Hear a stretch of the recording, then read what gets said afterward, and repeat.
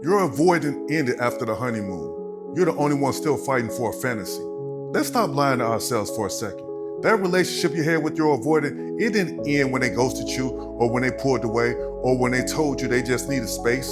It ended the second the honeymoon phase wore off. After the trips, the smiles, the fake closeness, when real life showed up, they checked out and you stayed fighting for something that only existed in your mind. Because that's what avoidants do. They sell you dreams they never planned to deliver.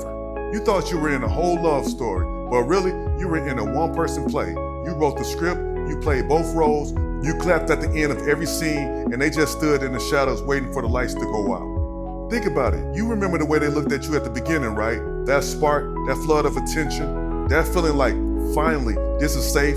But after a few months, when it was time to put actions behind those words, they dipped. Not physically at first.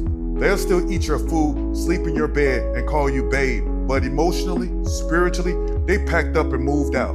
You were left playing rent in a relationship they already abandoned. It's like signing a lease with somebody who already planned on skipping the rent after month one. You still scrubbing floors, holding it down, paying the bills, while they're already looking for their next apartment.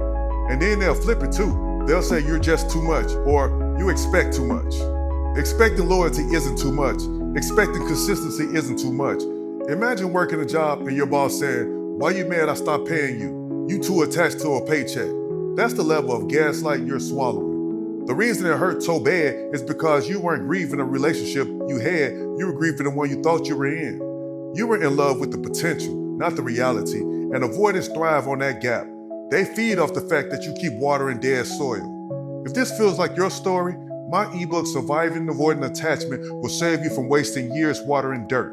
Link in the bio. I've seen people stay for years in relationships that ended on day 90, because in their head, the dream was still alive.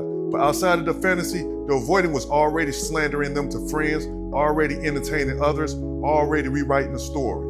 And you're still showing up with loyalty like it means something. Let go of the love story that only lived in your mind, because your avoidant wasn't your forever, they were your illusion. Stop grieving a fantasy, start protecting your reality.